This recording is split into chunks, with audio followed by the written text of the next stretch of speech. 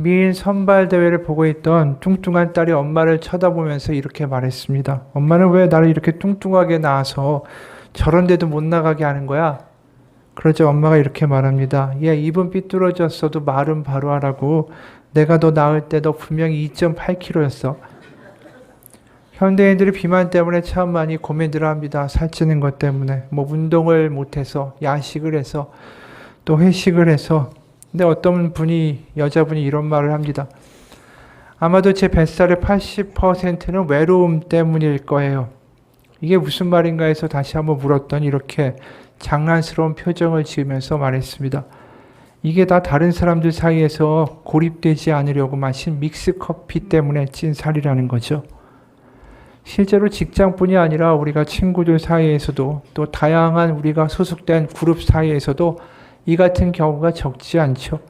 다른 사람들과 이야기를 나누기 위해서 또 고립되지 않기 위해서 또 외롭지 않으려고 딱히 배고프지 않아도 먹고 마시고 그럴 때가 있다라는 겁니다. 누구나 어떤 사람이나 똑같죠. 왕따가 되거나 외로움의 경험을 하고 싶지는 다 않은 겁니다. 그렇기 때문에 우리가 인생에서 가장 마주치기 싫은 경험 중에 하나, 겪고 싶지 않은 그런 경험 중에 하나가 이 외로움이라는 것 같습니다. 하지만 이 외로움이라는 이 우리가 싫어하는 낯선 감정은 가족들과 대화하면서도 불쑥 우리 가운데 들기도 하고 또 많은 사람들 사이에서도 그렇게 갑자기 문득 우리 가운데 몰려오기도 합니다. 이 외로움이라는 감정이 최근에 개인주의화가 되면서 더 많아진 것 같아요. 어떤 분의 글입니다. 고등학교 때 아주 가깝게 지내던 친구 5명이 있다. 오총사로 불렸다. 서로 부모님도 잘 알고 집도 서로 내왕하면서 형제처럼 지냈다. 졸업 후에 2~3해 동안은 그런 관계가 계속되더니 언제부턴가 연락이 뜸해졌다. 가는 길이 다양했고 새로운 세상에 적응하기가 바쁠 때였다. 결국 누군가는 이민을 갔다고 했고 누군가는 지방에 거주하고 있다고 했다. 세월이 한참 지나서 동창회에서 그 중에 한 명을 만났지만 반가움은 잠깐이었고 역시 그 뒤로 소원해졌다. 나머지 4명에 대해서는 행방도 모른다. 가끔 그 친구들을 떠올리면 쓸쓸해질 때가 있다. 그렇게 점점 어느 순간 외톨이가 되는 것 같아 그 외톨이가 되는 것이 두려워서 자꾸만 금 밖으로 밀려나가는 것 같은 감정을 참지 못해서 발을 걸어놓고 있는 몇 개의 모임들이 있지만 그것도 즐거움보다는 불편할 때가 더 많다. 서로의 가치관의 차이가 많다고 느껴지기 때문이다. 맞습니다. 우리가 나이를 먹을수록 젊을 때 이런 많던 친구들도 하나 둘씩 사라질 때가 있고 어느덧 어울리는 범위들도 점점 이렇게 줄어들 때가 있죠. 어느 엄마의 이야기예요. 나이가 들수록 어릴 적 만나던 친구들도 결혼하고 애도 낳고 다들 바빠지더라고요. 게다가 다른 지역으로 이사 오다 보니까 만나는 것도 쉽지 않고 살고 있는 곳에서 새로운 친구를 사귀자니 그것도 쉽지 않더라고요. 이것저것 재고 따지게 되고 내가 이런 말 해도 괜찮을까 싶고 결국은 아이 엄마 친구들과 그나마 자주 만나는데 괜히 구설수에 오를까 싶어 늘 말 꺼리게 되네요. 사람들하고 같이 있지만 피상적인 인간관계가 너무 많다라는 겁니다. 어떻게 보면 외로워지는 모습들이 남의 이야기가 같지 않다라는 거죠.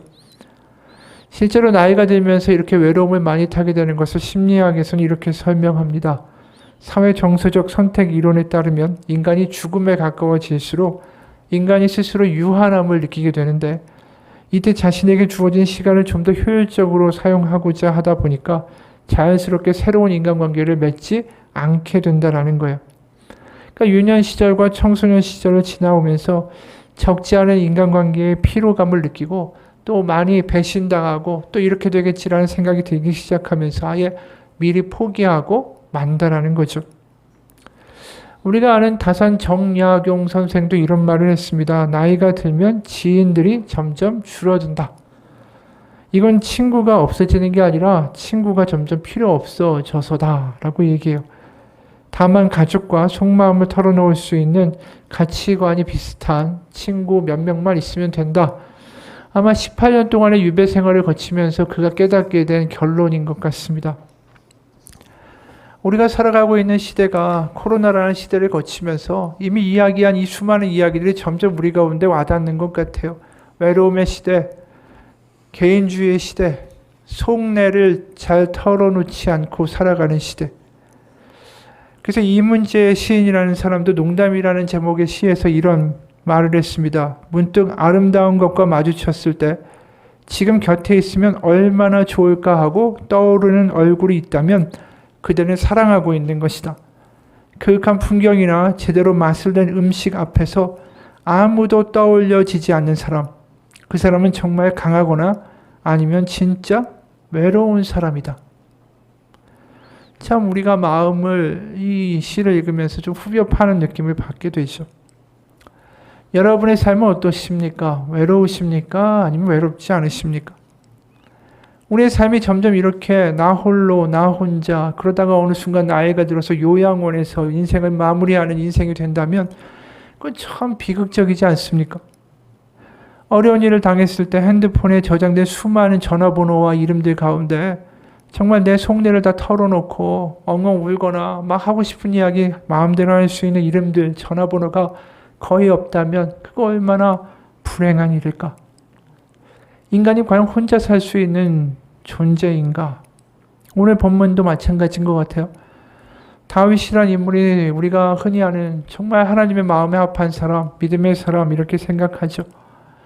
그럼 그는 외롭진 않았을까? 믿음을 가지고 모든 외로움을 능히 이겨내며 담대하게 살아갔던 그런 위인이기만 한 걸까?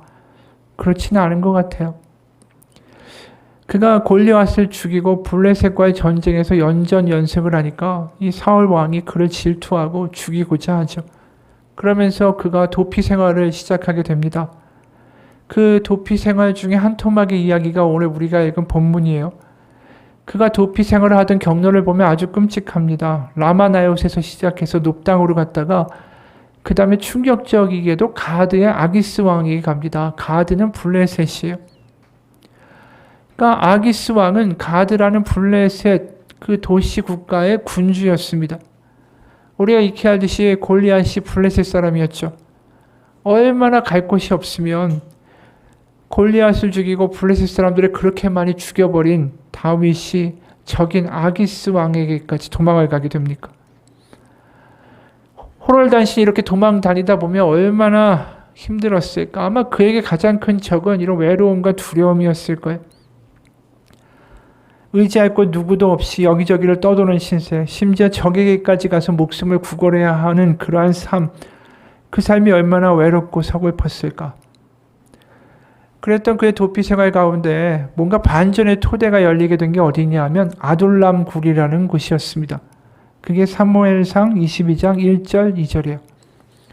그러므로 다윗이 그곳을 떠나 아둘람 굴로 도망하며 그의 형제와 아버지의 온 집이 듣고 그리로 내려가서 그에게 이르렀고 환난당한 모든 자와 빚진 모든 자와 마음이 원통한 자가 다 그에게로 모였고 그는 그들의 우두머리가 되었는데 그와 함께 한 자가 400명가량이었더라.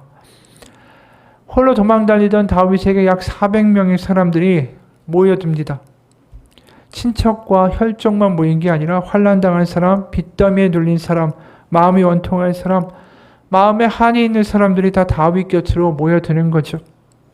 아마 힘들고 외로웠던 이 도피 생활 가운데 이일만큼 그에게 위로가 되는 일은 없었을 것입니다. 그런데 모인 사람들을 누구라고 이야기하죠? 힘있고 능력있고 재력있는 사람들이 모였다라는 게 아니에요. 다 억울하고 사연 있고 한 많은 사람들이 모였다. 바로 이들이 다윗에게 모인 이유는 뭐냐 하면 다윗의 하나님이 자신들의 원한과 억울함과 눌림을 아시고 그를 통해서 그것들을 풀어주실 것이다 라는 기대가 있었기 때문이죠. 그러면서 그들이 하나가 됩니다. 그 하나가 되는 이유는 뭐였을까요?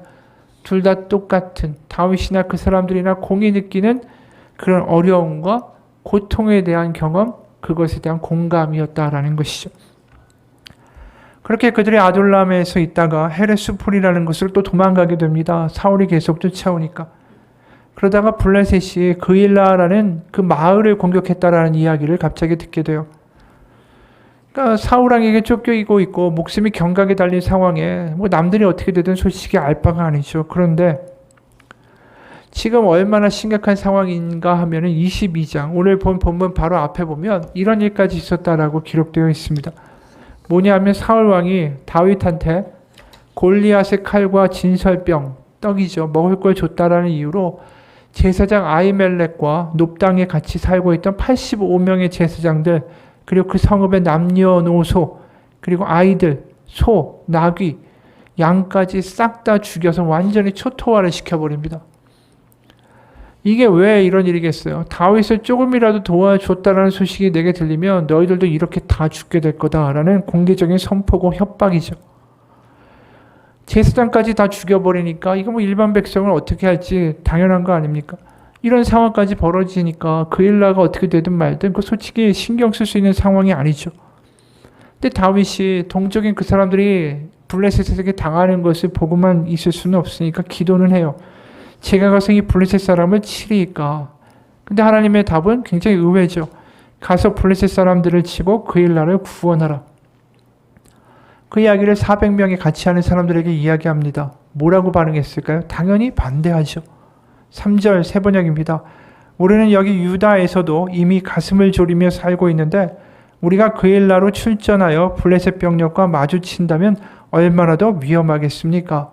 이게 무슨 뜻이냐 하면 유다 땅에서 사울 왕을 피해서 살아가는 것도 지금 우리가 힘들어 죽겠는데 블레셋 접경 지역에 있는 그일라라는 마을에 갔다가 블레셋을 마주치게 되면 이건 고향이 피하려다가 사자를 만나는 꼴이 됩니다. 이런 뜻이에요. 그러니까 사울도 무섭지만 블레셋은 더한 거예요. 다윗이 얼마나 많은 블레셋 사람 죽였습니까? 그러니까 이런 반대가 타당하잖아요. 다윗은 그런데도 불구하고 하나님께 한 번 더 묻습니다. 근데 하나님은 똑같이 대답하세요. 가라고. 가면 블레셋을 너한테 넘겨주리라. 이 주님의 응답을 400명한테 이야기를 하니까 이번에 사람들이 군말하지 않고 다 다윗을 따라 나서는 거예요. 어떻게 보면 다윗이 죽으러 가자고 하는 거 아닙니까? 그런데 같이 간다라는 거죠. 여기서 이 사람들이 어떤 사람인지 알게 돼요. 한 마음의 공동체고 생사를 같이 하는 무리였다라는 게 드러나는 거죠. 그리고 5절에 다윗과 그의 사람들이 그엘라로 가서 블레셋 사람들과 싸워 그들을 크게 쳐서 죽이고 그들의 가축을 끌어오니라. 다윗이 이와 같이 그엘라 주민을 구원하니라. 이 사람들이 가가지고 그엘라의 사람들을 구해주고 블레셋을 퇴각시켰는데 이 소식을 사울이 번개같이 또 듣게 됩니다. 그리고 뭐라고 얘기하냐면 그엘라의 성문을 닫아 걸어라. 내가 가서 그들이 그 다윗의 무리가 도간에 든 쥐처럼 이제 갇혀 있으니까 내가 가서 완전히 그들을 싹 죽여버리겠다라고. 그런 다윗에게 그런 상황에서 하나님이 그엘라에서 도망할 것을 미리 알려주십니다. 12, 13절에요. 다윗이 이르되 그엘라 사람들이 나와 내 사람들을 사울의 손에 넘기겠나이까 하니 여호와께서 이르시되 그들이 너를 넘기리라 하신지라. 다윗이 그의 사람 600명 가량이 일어나 그엘라를 떠나서 갈 수 있는 곳으로 갔더니 다윗이 그엘라에서 피한 것을 어떤 사람이 사울에게 말하며 사울이 가기를 그치니라. 그렇죠. 400명에서 600명까지 이제 늘어나서 그엘라를 도와준 거죠. 근데 참 어이없는 거 아닙니까? 다윗이 자신의 목숨을 걸고 그 무리가 그엘라를 구해줬는데 바로 다윗을 배신하는 거죠. 사실 다윗이 이런 밀고나 배신을 당하는 게 한두 번이 아니에요. 그럴 때마다 얼마나 서글펐겠어요. 옛날에 그 사람들이 얼마나 자신이 블레셋을 이길 때마다 환호하고 노래 불렀던 사람들 아닙니까? 하루아침에 얼굴을 싹 바꿔가지고 저 사람 죽이라고 밀고 할 때마다 얼마나 마음이 외롭고 서글펐겠어요. 그런데 그 사람 다윗이 그래도 버틸 수 있었던 게 그의 믿음만은 아니었습니다. 이미 본 것처럼 자신의 목숨을 걸어서 함께 해주는 그 무리들이 있었기 때문에 다윗이 그 도피 생활을 버틸 수 있었던 이유였다라는 거예요. 이렇게 함께 해주는 사람들이 있었다라는 것 자체가 다윗에게 얼마나 큰 힘이었는지 모르죠. 그래서 오늘 본문 이후에도 또 이런 이야기가 나와요. 그엘라에서 광야로 또 식광야로 도피하던 다윗 일행에게 누가 나타나냐 하면은 요나단이 나타납니다. 요나단은 자기를 죽이려는 사울 왕의 아들입니다. 15, 17절에요. 다윗이 사울이 자기의 생명을 빼앗으려고 나온 것을 보았으므로 그가 식광야 수풀에 있었더니 사울의 아들 요나단이 일어나 수풀에 들어가서 다윗에게 이르러 그에게 하나님을 힘있게 의지하게 하였는데 곧 요나단이 그에게 이르기를 두려워하지 말라. 내 아버지 사울의 손이 내게 미치지 못할 것이요 너는 이스라엘 왕이 되고 나는 네 다음이 될 것을 내 아버지 사울도 안다 하니라. 아버지가 이 다윗을 죽이려고 하는 거, 혈안이 된 것을 어떻게 이 아들이 모르겠어요. 그런데도 다윗에게 나와서 위로하고 격려합니다. 하나님이 기름 부어주신 네가 반드시 왕이 될 거라고. 이 낙담할 수도 있고 서글플 수도 있고 내 신세에 대해서 신세 타령할 수 있는 다윗에게 이 사울 왕의 아들, 바로 이 요나단이 이렇게 해주는 말이 하나님의 말처럼 들리지 않았을까? 다윗, 너 지금 하나님이 원하시는 길로 가고 있는 거야. 도피하고 있더라도 두려워하지 마. 이게 얼마나 큰 힘이 됐겠어요.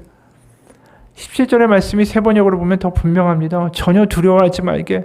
자네를 해치는 나의 아버지 사울의 세력이 자네에게 미치지 못할 걸세. 자네는 반드시 이스라엘의 왕이 될 걸세. 배신당하고 바닥에 떨어지고 밀고 당하고 외롭고 서글플 수 있는 이 다윗에게 이 요나단의 말이 얼마나 귀하게 들렸을까. 여러분, 오늘 본문을 보면서 우리는 그런 생각을 해요. 다윗에게 400명의 무리와 요나단이 없었으면 다윗은 죽었을 겁니다. 신앙생활은 절대로 혼자 해나가는 게 아니에요. 우리도 하나님 믿는 거 나 혼자 할 수 있다. 나 혼자 신앙생활 잘해갈 수 있다. 이건 교만입니다. 우리가 혼자 절대로 살아갈 수 있고 설 수 있는 사람이 아닙니다. 우리에게도 이 요나단처럼 또 다윗과 함께한 400명의 사람들처럼 뭔가 신앙의 동지들이 필요하다라는 거죠. 우리가 너무 연약하기 때문입니다. 실제로 아둘람에 모여든 사람들이 어떤 사람들입니까? 환난당한 사람들, 빚지고 가난한 사람들, 마음이 원통하고 눌린 사람들이죠. 이 사람들이 다윗과 함께 한다 했을 때 이 사람들을 묘사하고 있는 말들이 굉장히 낯이 익다라는 생각이 들어요. 왜냐하면 예수님이 누가복음 4장에서 나는 이런 자들을 위해서 왔다라고 선포하실 때 등장했던 사람들의 목록과 유사하기 때문이에요. 누가복음 4장 18, 19절에 보면 이런 말씀이 있습니다. 주의 성령이 내게 임하셨으니 이는 가난한 자에게 복음을 전하게 하시려고 내게 기름을 부으시고 나를 보내사 포로된 자에게 자유를, 눈먼 자에게 다시 보게 함을 전파하며 눌린 자를 자유롭게 하고 주의 은혜를 전파하게 하려 하심이라 하였더라. 예수님이 기름 부으심을 받았고 다윗도 기름 부으심을 받았죠. 그리고 그와 함께 했던 사람들이 누굽니까? 가난한 자, 억울하게 당한 자, 눌린 자, 이런 사람들이었던 거예요. 예수님이 함께 했던 사람들이나 지금 다윗에게 모여든 아둘람의 공동체의 사람들이나 다 비슷한 사람들이었다라는 거죠. 어떻게 보면 아둘람 공동체가 지금의 말로 하면 하나의 교회였던 셈이에요. 그리고 교회가 아둘람 공동체 같다라고도 말할 수 있는 거죠. 여러분, 우리가 다 사연이 있고 아픔이 있고 과거가 있고 그리고 또 지금 우리가 살고 있는 삶 가운데 힘든 일들이 있고 남에게 말하지 못하는 수많은 사연들이 있습니다. 언제까지 그렇게 홀로 버티며 살아갈 수 있을까요? 세상에서 모든 사람들이 나에게 손가락질할 때 혼자 외톨이가 된 것 같을 때도 내 편이 되어줄 사람 한 사람만은 필요한 거 아닙니까? 하나님은 그러기 때문에 우리 가운데 뭐라고 말씀하시죠? 피조물 인간을 창조하시면서 구약에서 원하셨던 두 가지의 명령이 있어요. 하나님을 사랑하고 이웃을 사랑하라. 왜 이웃을 사랑하라고 말씀하실까? 바로 서로 하나 되는 공동체, 서로 위로하고 서로 지탱해 줄 수 있는 공동체, 그것이 우리 가운데 필요하기 때문이다라는 거죠. 우리가 하나님을 잘 믿고 하나님을 사랑하는 것만으로 끝나는 게 아닙니다. 우리가 하나의 공동체를 이루어서 우리의 연약함이 서로에게 흉거리가 되지 않고 우리의 잘못이 허물이 되지 않고 서로 같이 겪어보며 서로 같이 내가 너처럼 일했었어. 나도 많이 힘들었었어. 그때마다 기도했단다. 나도 너를 위해서 너와 같은 자리에서 기도할 수 있을 것 같아. 이런 말을 해줄 수 있는 공동체가 우리 가운데 필요한 것 아닙니까? 한 이야기를 소개합니다. 성도 한 사람이 독일의 시골을 여행하다가 날이 저물어서 작은 마을에 머물게 됐습니다. 마침 저녁 예배 시간이 다 돼서 안내인을 따라서 마을에 있는 교회를 향했죠. 예배당은 좁고 아주 초라했으며 예배 시간이 다가오는데 불 하나 켜지 않고 아주 컴컴했습니다. 나그네는 실망스러웠죠. 하지만 예배 시간까지 그 교회 안내인의 집에서 기다렸습니다. 저녁 예배 시간이 되고 안내인을 따라 교회로 향했습니다. 교회 마당에 들어서니까 숲속 여기저기서 성도들이 등불 하나씩 다 들고 모여오는 게 보였어요. 예배당으로 들어가서 깜짝 놀라지 않을 수가 없었습니다. 그 어두컴컴하던 교회당이 어느 순간에 아름다운 등불로 가득했고 제단 뒤에 걸려있던 십자가는 그 등불들로 인해 찬란하게 빛나고 있었기 때문입니다. 사람들이 점점 많이 모여들면서 이제는 서로를 알아볼 수 있을 만큼 환해지고 서로 인사를 나눌 수 있을 만큼 밝아졌습니다. 이 사람도 안내인의 인도를 따라서 한 의자에 앉았죠. 그의 앞에 빈자리에는 안나라는 이름표가 붙어 있었는데 안나라는 할머니가 병환 때문에 교회에 나오지 못해서 그 자리가 비어 있다라고 말해줬습니다. 그러면서 안내인이 이렇게 말했어요. 자리 하나가 비게 되면 등불 하나도 비게 됩니다. 그리고 예배당은 그만큼 더 어둡게 되고요. 그러면 그만큼 예수님의 모습이나 십자가도 어두워지고 서로를 바라보는데도 장애가 되죠. 바로 이 시골 교회는 성도 한 사람 한 사람이 촛불이고 서로에게 등불이 되는 것이었습니다. 여러분, 이게 하나님이 바라시는 공동체의 모습이 아닙니까? 서로를 비추어주고 서로에게 등대가 되어주고 서로를 기억해주고 또 다 같이 모여서 하나님을 바라보자라고 말할 수 있는 공동체. 서로의 사연을 알고 서로의 아픔을 알고 서로에게 버팀목이 되어줄 수 있는 공동체.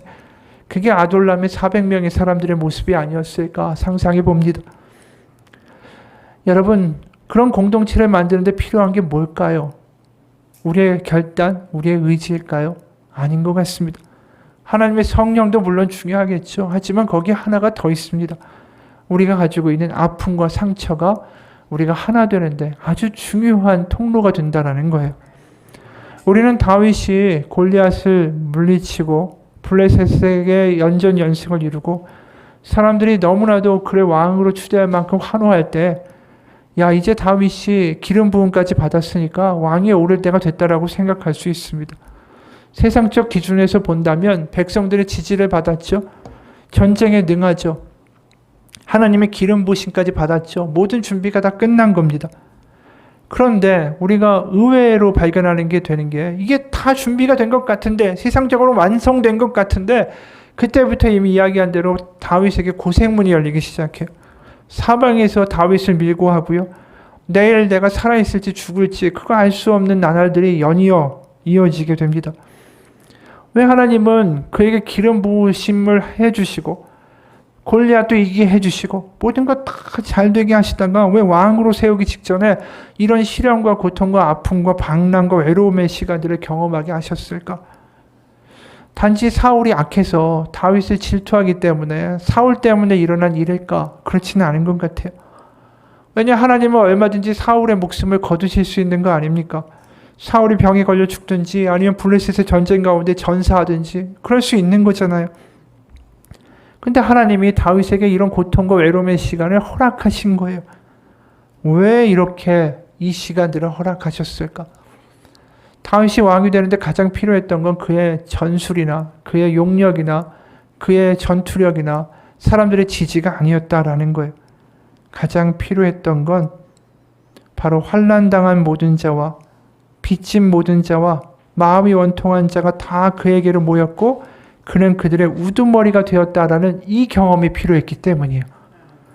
다윗에게 나온 400명의 무리가 이미 말한 대로 환난당하고 빚지고 가난하고 마음이 원통하고 눌렸던 사람들이었어요. 그들의 우두머리가 왕이 됐다라는 다윗의 의미는 그가 그 역시 그런 아픔을 공감하고 같은 처지의 사람이 되었다라는 뜻입니다. 그가 왕이 돼서 새로운 나라를 세우는데 가장 필요했던 건 이미 말한 대로 그의 용기나 전투력이나 그의 전략이나 사람들의 환호가 아니었습니다. 바로 아프고 눌린 이들과 함께 할 수 있는 마음, 그들의 목소리에 같이 공감할 수 있는 마음, 그 마음이 다윗에게 가장 필요했고 또 하나님 없이는 살 수 없다는 온전한 고백이 다윗에게 가장 필요했기 때문이에요. 이것이 이루어지면 결국 뭐가 이루어지는 겁니까? 하나님 없이는 살 수 없다는 하나님을 사랑하는 고백? 또 눌리고 힘들고 지친 이들이 남처럼 보이는 게 아니라 내 일처럼 보여지는 내 이웃을 내 몸과 같이 사랑할 수 있는 일이 이루어지는 거죠. 하나님은 다윗을 그렇게 완전하게 빚어가고 계시다라는 겁니다. 우리의 신앙 공동체도 마찬가지예요. 우리가 예배하는 게 다가 아닙니다. 우리 가운데 아프지 않은 사람들이 어디 있습니까? 힘들지 않은 사람들이 어디 있어요? 겉으로는 멀쩡하고 건강해 보이고 씩씩해 보이지만 그 안에 눈물이 없는 사람들이 어디 있습니까? 다 빚더미 한번 눌려보기도 하고 환난을 당하기도 하고 힘들어 보기도 하고 지치기도 하고 그런 경험을 지금 하고 있던가 아니면 과거에 그 경험을 했던 사람들이 다 우리 아닙니까? 그 어려운 가운데 외로에 홀로 분투하라고 하나님 이 자리에 우리를 부르신 게 아니라 다윗의 공동체처럼 서로의 마음을 나누고 위로하고 공감하고 같이 기도하라고 우리를 이곳에 부르신 것 아닌가라는 거예요. 그렇게 내 아픔도 내 상처도 다른 이들을 위로할 수 있는 이야기가 될 수 있고 바로 상대방의 고통이 나의 고통처럼 느껴질 수 있는 그 진심으로 공감할 수 있는 통로가 바로 우리 가운데 이미 하나님 만들어 놓으신 거 아닌가라고 생각합니다. 아둘람의 공동체가 우리와 같은 공동체가 되는 게 하나님이 신앙 공동체를 세우시면서 바라시는 모습이었던 것 같습니다. 2차 세계대전 때 프랑스 남부에 외치고 아주 척박한 지역, 그 바레리뇽 고원이라는 지역이 있었습니다. 그 지역이 굉장히 특이한 게 뭐냐면 그 당시 프랑스가 이 나치에게 점령당해서 유대인들을 도와준다라는 것은 이 목숨을 거는 일이었죠. 그런데 희한한 게 이 프랑스 비바레리옹이라는 이 지역에 12개의 마을이 있는데 이 마을에 있는 이 모든 사람들이 유대인들에게 피난처를 제공한 거예요. 어떻게 한두 사람도 아니고 이 마을 공동체 전체가 목숨을 걸고 다른 사람들의 목숨과 생명을 지킬 수 있었을까? 그 이유가 궁금했죠. 봤더니 이 마을에, 이 고원에 살던 사람들은 수세기 전에 프랑스의 카톨릭 때문에 박해받았던 위그노파 개신교인들의 후손이었다라는 겁니다. 애초에 박해 때문에 고원지대로 탈출해서 거기에 정착해서 살던 사람들이었어요. 이 사람들이 다른 사람들에게 피난처가 된 거죠. 그 당시 사건을 기록한 책에 이렇게 기술합니다. 고원 사람들은 취약한 외지인을 폭력으로부터 보호하는 일종의 그 습관을 키우며 그들을 숨겨주고 먹여주고 프랑스 바깥으로 실어 날랐다. 16세기 프랑스 종교전쟁 때는 개신교도를 보호해줬고 프랑스 혁명과 뒤이은 공포정치 하에서는 카톨릭 신부들을 보호해줬고 19세기에는 산업도시에 사는 가난한 아이들을 데려왔고 그 다음엔 알제리의 난민들을 스페인 내전 중에는 스페인의 어머니와 아이들을 유럽 전역의 정치적 불황자들을 데려왔다. 제2차 세계대전 때는 유태인뿐 아니라 나치 점령지에서 도망쳐 나온 수많은 다른 난민들을 보호해 주었다. 이유는 바로 고통받는데 익숙했던 이 사람들은 고통받는 사람들을 지켜줄 수 있었다라는 것이다.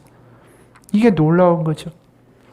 고통받은 사람들, 고통받았던 사람들이 고통받는 이들을 지켜줄 수 있었다라는 겁니다. 왜요? 그 사람들의 처지와 아픔과 고통이 남 이야기가 같지 않으니까. 오늘 다윗에게 몰려든 400명의 사람들이 그 모양인 거예요. 지휘고와 남녀노소 다 불문하고 서로의 고통과 사연이 남 얘기 같지가 않은 거예요. 여러분, 그게 교회의 모습이 되어야 하는 거 아닐까요? 넌 죄를 지어서 그 모양이 된 거야.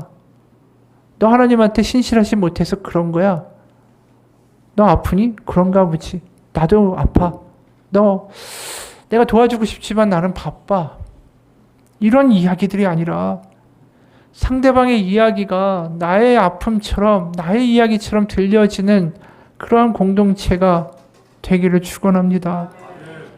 아둘람에 모인 사람들이 서로의 아픔을 공감하고 서로 위로할 수 있었기 때문에 오늘날에 다윗이 있었던 거 아니에요? 그 사람들이 없었으면 다윗은 절대로 왕위에 오를 수가 없었습니다. 그런데 그렇게 아픔을 공감하는 다윗을 하나님이 그들에게 보내신 것처럼 우리에겐 누가 있습니까? 바로 예수 그리스도가 있죠. 우리의 고통과 우리의 수치와 우리의 아픔과 우리의 질병을 다 알고 겪어보셨던 예수님이 우리의 우두머리, 바로 우리의 머리가 되셔서 이 시간 우리와 함께 하시지 않습니까? 그게 교회라는 거죠. 다윗이 왕이 되기 위해서 뭐가 필요했다고 말했습니까? 고통과 환난과 외로움과 두려움과 수치와 아픔의 시간이 필요했던 것처럼 예수님이 우리의 주가 되시고 우리의 왕이 되실 수 있는 이유도 마찬가지. 그분이 십자가에서 우리의 고통과 아픔과 눌림과 수치와 모욕을 몸소 당하시고 우리의 모든 것을 깊이 공감하시는 분이시기 때문입니다. 히브리서 2장 18절에 이렇게 말씀합니다.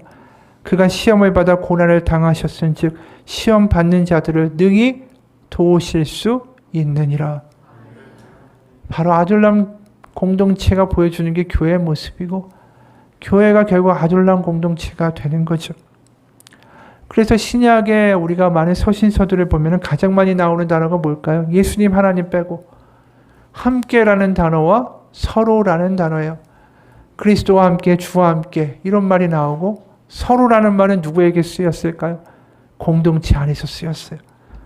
그래서 몇 가지만 소개해 보면 사도행전 4장 32절 믿는 무리가 한 마음과 한 뜻이 되어 모든 물건을 서로 통용하고 자기 재물을 조금이라도 자기 것이라고 하는 이가 하나도 없더라. 고린도전서 16장 20절 모든 형제도 너에게 무난하니 너희는 거룩하게 입맞춤으로 서로 무난하라. 갈라디아서 5장 13절입니다. 형제들아 너희가 자유를 위하여 부르심을 입었으나 그러나 그 자유로 육체의 기회를 삼지 말고 오직 사랑으로 서로 종로로 타라. 갈라디아서 6장 2절 너희가 짐을 서로 지라. 에베소서 2장 21절입니다. 그의 안에서 건물마다 서로 연결하여 주 안에서 성전이 되어가고 에베소서 4장 32절 서로 친절하게 하며 불쌍히 여기며 서로 용서하기를 하나님이 그리스도 안에서 너희를 용서하신 것 같이 하라. 에베소서 5장 19절 시와 찬송과 신령한 노래들로 서로 화답하며 너의 마음으로 주께 노래하며 찬송하며. 히브리서 10장 24절입니다. 서로 돌아보아 사랑과 선행을 격려하며 히브리서 13장 16절 오직 선을 행함과 서로 나누어 주기를 잊지 말라. 하나님이 이 같은 제사를 기뻐하시느니라. 야고보서 5장 16절입니다. 그러므로 너희 죄를 서로 고백하며 병이 낫기를 위하여 서로 기도하라. 베드로전서 4장 8절 무엇보다도 뜨겁게 서로 사랑할지니 사랑은 허다한 죄를 덮느니라. 요한일서 4장 11절입니다. 사랑하는 자들아 하나님이 이같이 우리를 사랑하셨은즉 우리도 서로 사랑하는 것이 마땅하도다. 너무 많은데 그 중에 일부분만 읽은 거예요. 여러분 우리가 교회에 나온다라는 거 일주일에 한 번 예배 드리기 위하여 나오는 거 아닙니다. 헌금하기 위해서 나오는 거 아닙니다. 우리가 서로 사랑하고 위로하고 격려하고 같이 하기 위하여 부름 받은 것입니다. 이 험한 세상을 혼자서 살아가라고 하나님 그렇게 말씀하신 적 없습니다. 내가 바로 상대방의 바로 예수님의 손과 발이 되어서 그를 위하여 만져주고 기도해주고 눈물 닦아주고 격려해주고 세워가도록 하나님 우리를 이곳에 부르셨습니다. 다윗과 함께 아둘람에 모인 것들이 한 사람이 된 것처럼 우리도 예수님과 함께 이 자리에 모여서 하나가 되더라고 하나님이 우리를 부르신 거죠. 미국 LA에 있는 세들백 교회 리 워렌 목사님이라고 유명한 목사님이죠. 이 목사님이 아들이 자살을 했습니다. 이 충격적인 일이죠. 이 일을 당하고서 목사님 너무 힘들었을 때 이런 말을 합니다. 저는 지난 1년 동안 정말로 어둠의 나날들을 보냈습니다. 아들이 스스로 목숨을 끊은 일로 인해서 슬픔과 실망과 우울감과 상실감으로 가득했습니다. 그러나 나의 소그룹 사람들이 이 어려움에서 나를 건져냈습니다. 그들이 아니었다면 지금 여러분 앞에서 저는 설 수도 없었을 것입니다. 제 소그룹에는 8명이 모여 있습니다. 4쌍의 부부들이죠. 그분들과 함께 지난 11년 동안 함께 소그룹으로 모이고 있었습니다. 그동안 함께 모이는 것에 어떤 어려움도 없었죠. 그러던 날 내 아들이 자살하던 그날 그분들은 저와 함께 밤을 지새워 줬습니다. 와서 어떤 말도 하지 않았지만 그저 함께 저와 머물러 줬습니다. 제 삶의 가장 어두운 시간에 함께 해줬습니다. 저는 그 소그룹 친구들이 없었다면 이겨낼 수 없었을 겁니다. 이것이 여러분이 소그룹에 참여해야 할 이유입니다. 당신이 아직 참여하고 있지 않다면 목사로서 큰 걱정입니다. 만약 인생의 강풍이 부는 날 어떻게 하실 건가요? 와서 당신을 도와줄 수 있는 사람들은 누구입니까? 그 반대로 어려운 일을 당하고 있는 누군가를 위해 당신은 어떻게 할 겁니까? 우리에게는 소그룹이 필요합니다. 당신 함께 살아갈 사람들이 필요하죠. 아직 소그룹이 없다면 오늘 참여하십시오. 당신을 이처럼 사랑하는 사람이 당신에게 필요하다는 걸 알아야 합니다. 제가 얼마나 더 말해야 합니까? 이런 교제, 이런 모임이 없다면 당신은 하나님과 관계없는 사람이 되고 말 겁니다. 참 간절한 호소죠. 소그룹에 참여하라는 말은 다른 게 뭐냐면 그냥 하나님만 믿고 나 신앙생활 잘하지가 아니라 서로 사랑하라는 그 말을 경험하고 살아야 된다는 거예요. 반쪽만 믿는 게 아니라는 거죠. 바로 하나님이 우리 가운데 원하시는 게 뭡니까? 이 교회가 아둘람의 공동체가 돼서 서로를 세워주고 서로가 살아갈 힘과 소망을 주는 은혜의 모임들이 되기를 원하시는 거 아닙니까? 바로 그것에서 나의 아픔과 못난과 허물과 잘못을 그대로 털어놓아도 그것 자체가 흠이 되지 않는 우리의 모임들이 되기를 축원합니다. 그것이 바로 서로 사랑하라는 예수님의 말씀을 이루는 것입니다. 마지막 한 이야기로 마치겠습니다. 초등학교를 어렵게 졸업한 뒤 나는 농사꾼으로 남길 바라는 아버지께 혼자 일하면서 공부하겠다라는 말을 남기고 서울로 상경했습니다. 그러나 일주일이 지나도록 일자리를 구하지 못한 채 무일푼으로 이것저것 골목을 헤매고 다녔죠. 그때 작고 허름한 인쇄소 앞에서 만난 김씨 아저씨가 내 사정 이야기를 듣고는 우리 인쇄소에서 일하거라. 나중에 돈이 모아지면 야간 학교에 다닐 수 있게 해주마라고 하셨습니다. 그날부터 나는 라면으로 끼니를 때우고 찬바닥에 스티로폼을 깔고 자면서 아저씨의 인쇄소에서 일했습니다.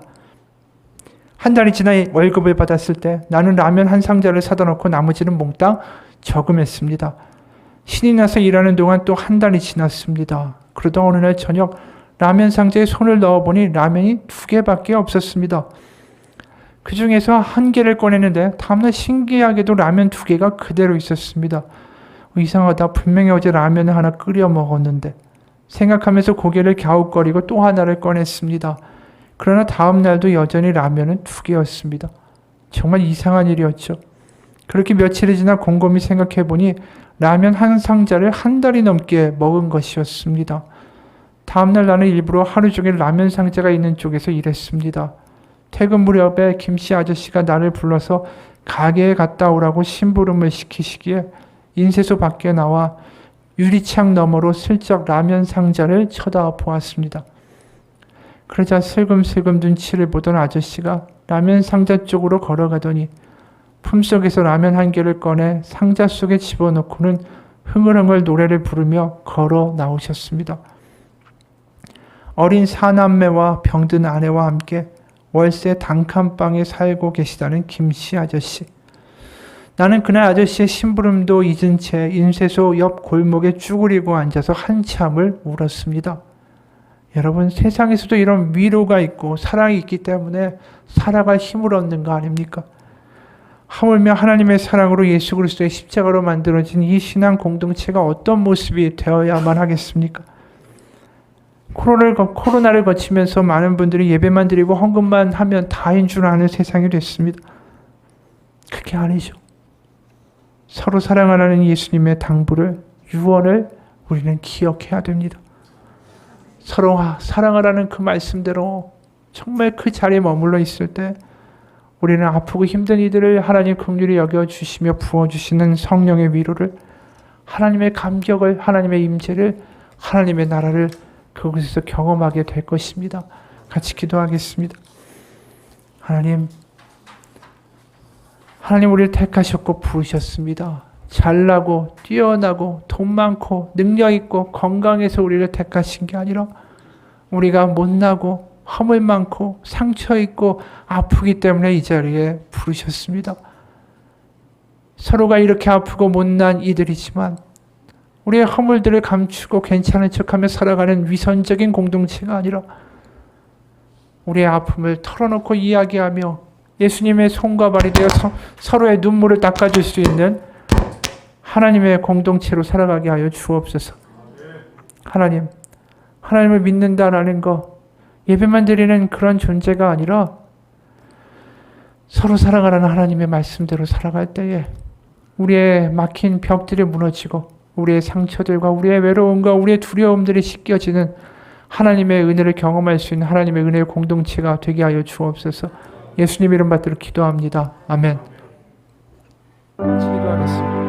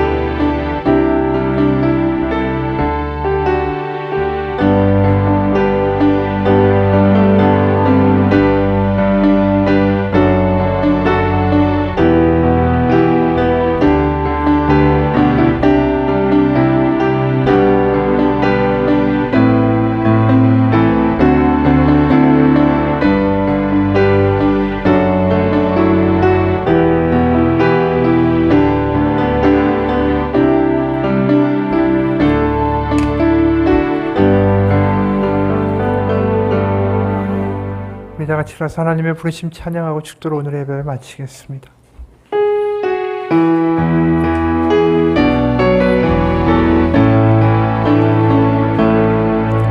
하나님의 부르심에는 후회하심이 없네. 내가 이 자리에 선 것도 주의 부르심이라. 하나님의 부르심에는 결코 실수가 없네. 나를 부르신 하나님의 신실하심을 믿네. 작은 나를 부르신 뜻을 나는 알 수 없지만 오직 감사와 순종으로 주의 길을 가리라. 때론 내가 연약해져도 주님 날 도우시니 주의 놀라운 그 계획을 나는 믿으며 살리. 날 부르신 뜻 내 생각보다 크고 날 향한 계획 나의 지혜로 측량 못하나 가장 좋은 길로 가장 완전한 길로 오늘도 날 이끄신 믿네. 날 부르신 뜻 날 부르신 뜻 내 생각보다 크고 날 향한 계획 나의 지혜로 측량 못하나 가장 좋은 길로 가장 완전한 길로 오늘도 날 이끄신 믿네. 마지막 한 번 더 찬양합니다. 날 부르신 뜻 내 생각보다 크고 날 향한 계획 나의 지혜로 측량 못하나 가장 좋은 길로 가장 완전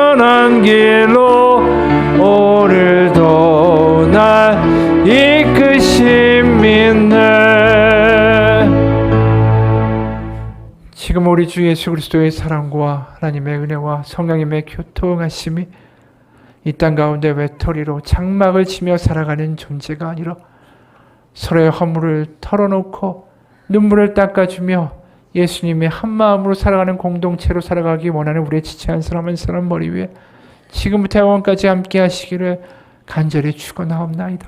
아멘.